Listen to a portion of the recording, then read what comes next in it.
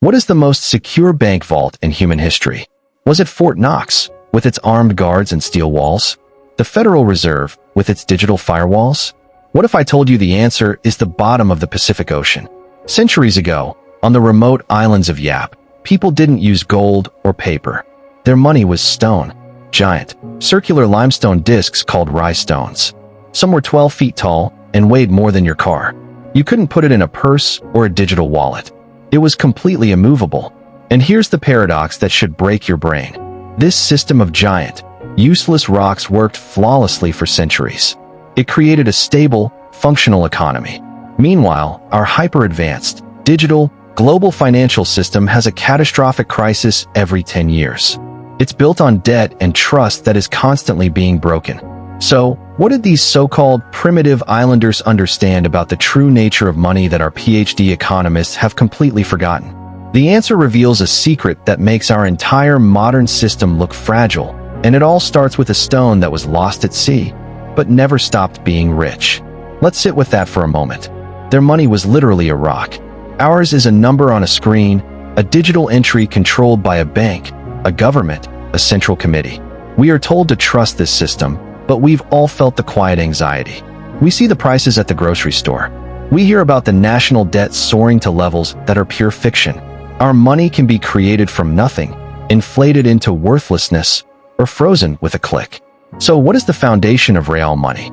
Is it the material, like gold or silver? Clearly not, because the rye stones had value far beyond the limestone they were made of. Is it government decree? A primitive island didn't have a central bank or legal tender laws. The terrifying truth is that our entire financial world is built on a shared hallucination, a story we've all agreed to believe. But unlike the people of Yap, we don't control the story. The narrative can be changed without our consent. The rules can be rewritten overnight in a boardroom or a government bailout. Their primitive system was, in its own way, more robust, more transparent, and more honest than our own. They had a fundamental understanding of value that we have lost.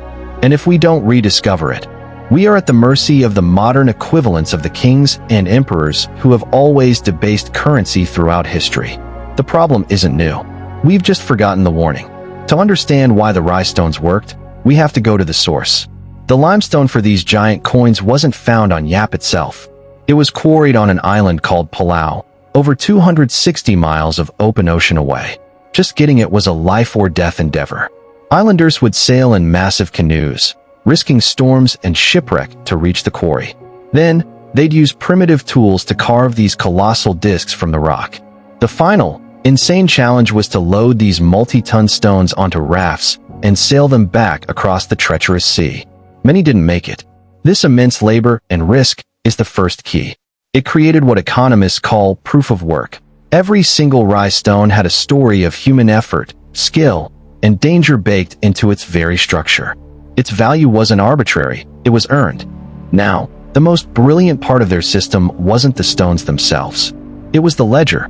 You see, ownership of a rye stone didn't mean you kept it in your yard. The stones were rarely moved.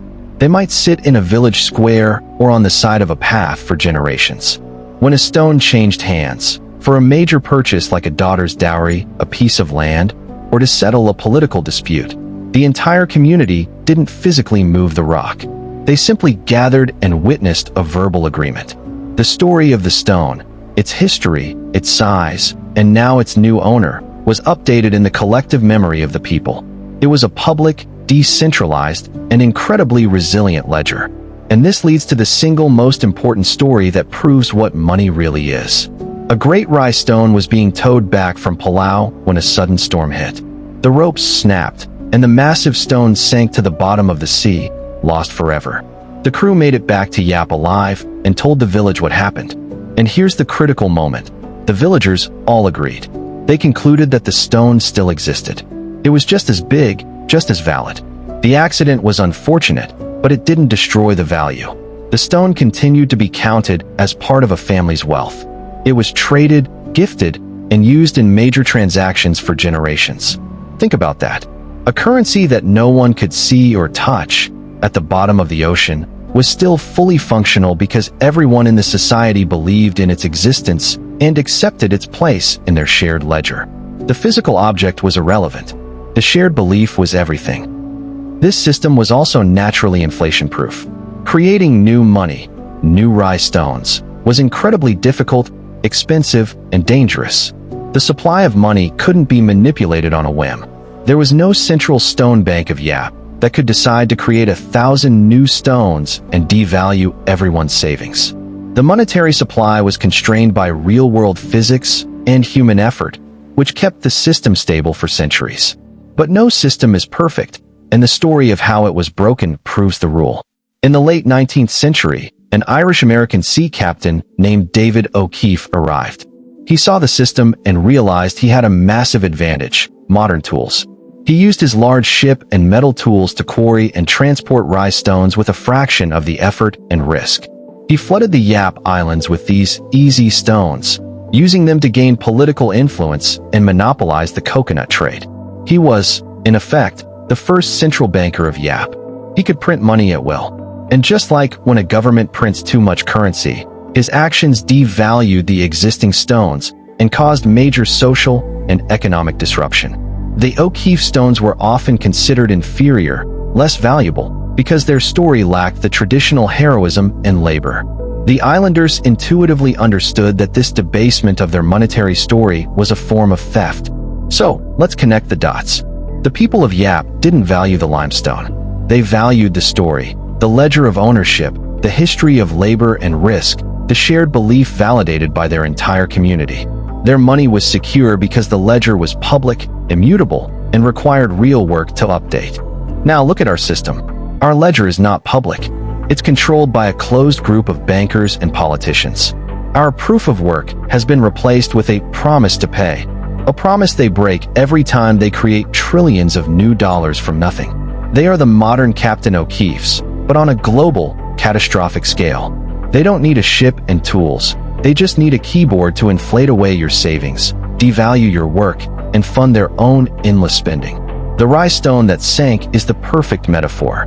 Our wealth is like that stone. It exists as numbers on a screen, but the real value is sinking, diluted by a tidal wave of currency they keep creating. The system is broken by design. So the critical question is no longer what's wrong, but how do we escape it? How do we build a system with the integrity of the Yap Islanders, but the efficiency of the digital age? The principles that made the rye stone system work for centuries were a public ledger, a verifiable story of creation, and a limited, predictable supply. For the first time in the digital age, we can replicate these principles on a global scale. The technology now exists to create a monetary system that is not controlled by any single entity, a digital rye stone for the world. This isn't about endorsing any single asset, but about understanding the blueprint. A system where every transaction is recorded on a public ledger that no one can alter, where new units aren't created by decree, but are introduced through a predictable, transparent process that requires real-world effort, a digital proof of work, and where the total supply is known by everyone, forever, making it immune to the silent theft of inflation. This is the modern embodiment of the Yap Islanders' wisdom. This is precisely why I excavate these forgotten stories. It's not just an academic exercise. It's a survival strategy. The Romans debased their denarius with base metals. Spain flooded Europe with silver. O'Keefe flooded Yap with cheap stones. The playbook is always the same. By understanding the patterns of the past, we can identify the vulnerabilities of the present and anticipate the solutions of the future. History doesn't give us a precise map, but it gives us a compass, and right now, that compass is pointing directly away from centralized, fragile systems and towards decentralized, honest ones. The collapse of trust in our financial system isn't a bug, it's a feature of its final stage. But the Yap Islanders show us that collapse isn't the end.